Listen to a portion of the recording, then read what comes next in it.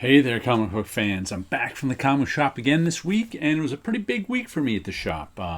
9 comics, but I think 3 of them were double size and double price. So I think it cost me $45, these 9 comics, which is a little expensive for comics. But first, let me show you my top of the printer museum comics for the week that I was looking at. We've got a sexy Black Kiss by Howard Chaykin cover and a Marvel 10th anniversary Marvel Team Up number 4 is this cover?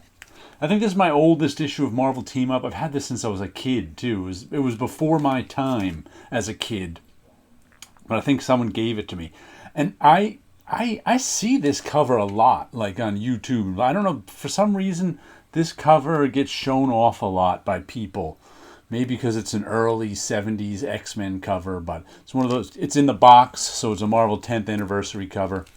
And this is this is right about when I started buying Howard Chaykin comics again, because being that he was doing mostly DC and Marvel stuff, I think, throughout the 90s and early 2000s, I didn't buy much Howard Chaykin.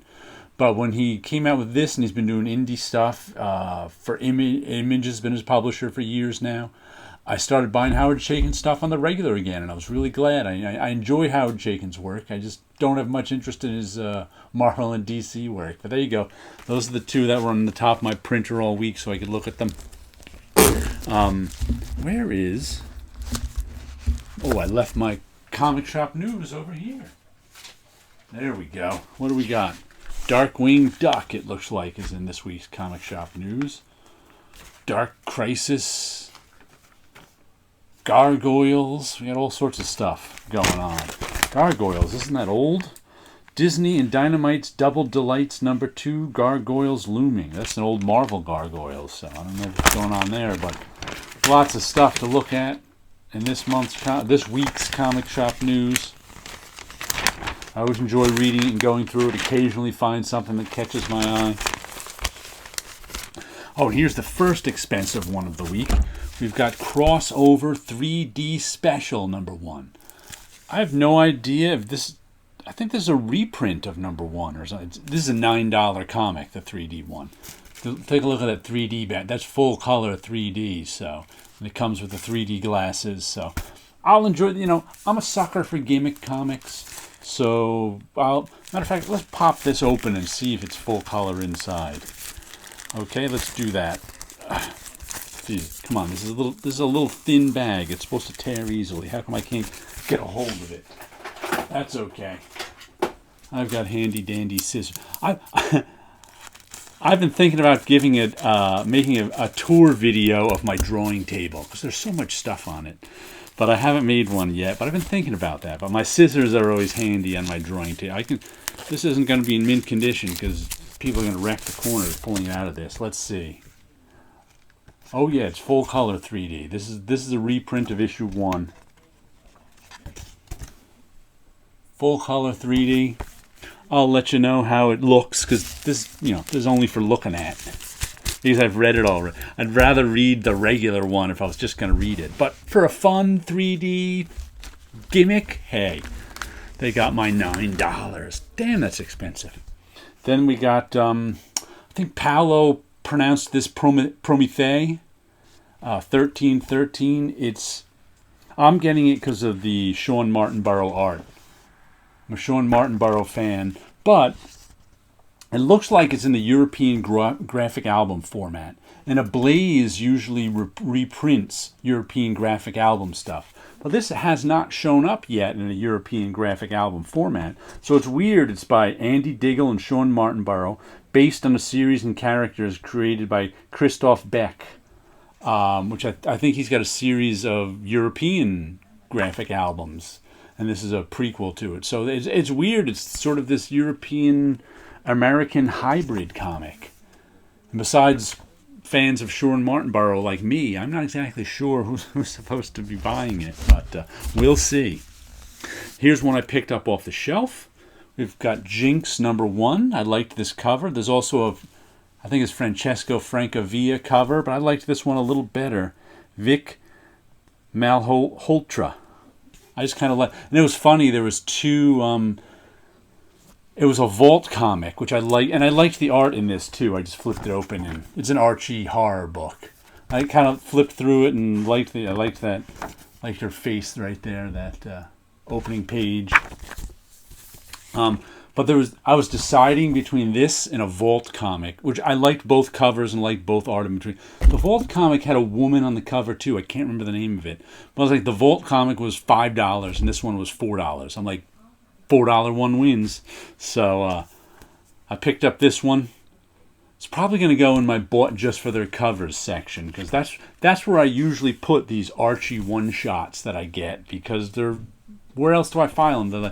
I've got a few different horror Archie one-shots that are in my bought just for the covers section. So this one will probably go in there too, even though I might like the insides. Usagi Yojimbo number 30. Ooh, I thought his head was chopped off for a second there. He's got that straw cape on. Ah, that's right. They were fighting the Neku Ninja, who are these bats who are ninja with swords on their wings. It's Usagi. Usagi's always good. Stan Sakai is a master. Todd McFarlane, SpiderMan Artist Edition. Ad for that on the back. Oh, it's IDW. That's why. But Usagi is always excellent. Always terrific story. He's a terrific storyteller. A down issue of Usagi Yojimbo is still an A. So I know I'll look forward to that. Then we have the second issue of, I think this is a mini. Dark Spaces Wildfire. This is the one I got last month because I flipped it open and liked the art and liked the cover. And it's by Scott Snyder, Hayden Sherman, and Rhonda Pattison. And this might be the first time I've liked Scott Snyder's writing. I mean, I've read stuff by him and thought it was okay, but the first issue I actually really liked the writing on it. And turns out it's going to be a heist story. And instead of, I thought it was going to be about smoke jumpers, but instead it's about one of these, in California, the prisoners can get out and fight fires. So there's one guard/leader, and this is an all-female team of firefighters. So there's this one guard/lead firefighter, and she's got a team of 4, I think, firefighters who are all prisoners. They're in the prison system, and they fight fires. And somehow they decided, ooh, look at that! There's the big apartment. They're gonna pull a heist. So, and there's already foreshadowing that the heist doesn't work out well, but we'll see. I love heist story. I've discovered in maybe the last 5 years that the heist story genre is one of my favorites. Like him in the movies, like him in TV, like him in comics. Thief of Thieves, great heist comic. Another expensive one, $8 for the facsimile edition of Amazing Spider-Man Annual Number 1. I don't think I've ever read this. I'm not 100% sure. If I have read it, it was many, many years ago. So I look forward to this. This is the Sinister Six one. I don't think I've read this. I really don't. I don't remember it. I remember it existing. This cover is famous. And I remember saying, I should read that one day, but I don't think I did. So, but I remember, it must have been another issue he was fighting. That pinup I've seen a zillion times. And I remember it must have been another issue he was fighting the Human Torch, or maybe I read part of it. I don't know, but I really look forward to reading this one, Amazing Spider-Man Annual Number 1. This is a lot of people's favorite Spider-Man issue of Ditko stuff, so it should be good to read. Let's see, what else do we have here? We have got The Silver Coin, issue number 13.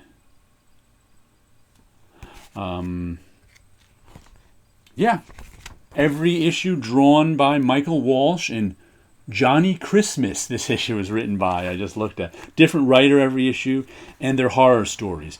And The Silver Coin is really just a mechanism to tell a horror. People find the silver coin and bad things happen. And sometimes there's sometimes there's a reason for the silver coin, sometimes there's no reason for the silver coin. There's really a couple of the writers have hinted at a backstory or a meta story with the silver coin, but unless another completely different writer picks up on it and decides to use it, it just there's some weird stuff. Looks like some body horror going on. But it's good. It's a Twilight Zone horror comic. I've been enjoying it. Like I said, Michael Walsh is a terrific artist and a terrific storyteller. And I don't think I've read much of his stuff before this series, but I'm really enjoying it. So, good stuff. Then this finally came in, even though someone said it came out 2 weeks ago. The Great Gatsby, issue number 5. I'm continuing to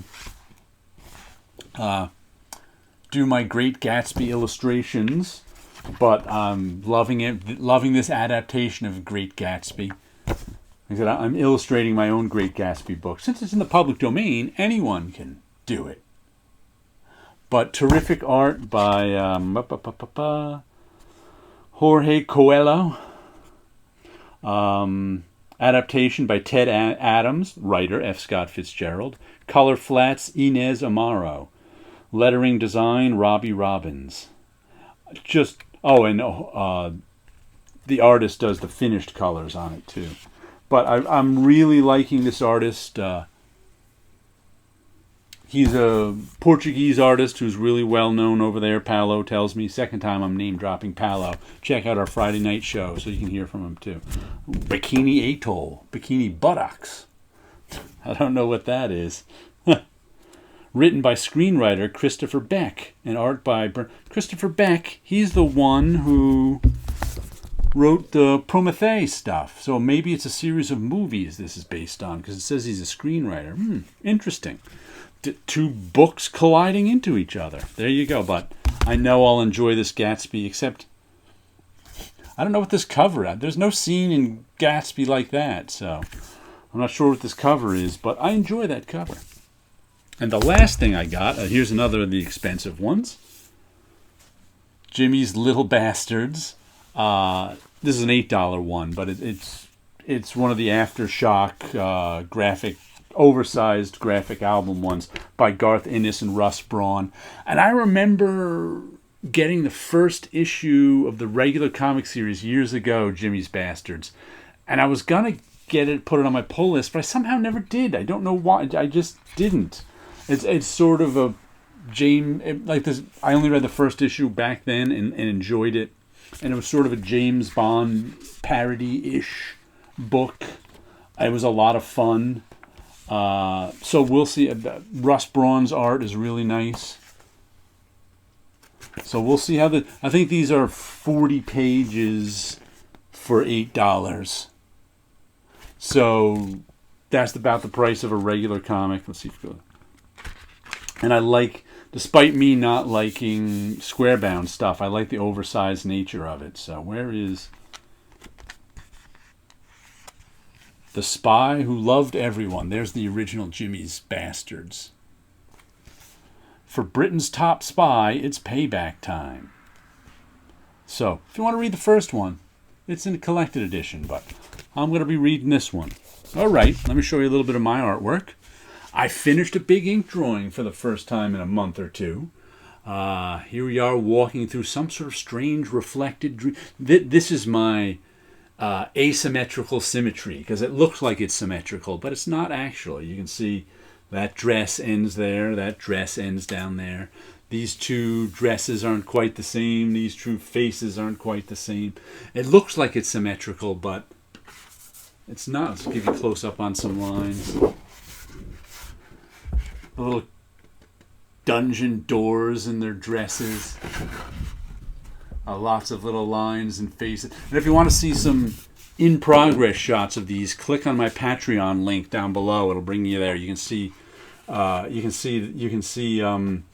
I just took photos of it as I was doing it, so you can see like a face appear here, and then I worked from the top down.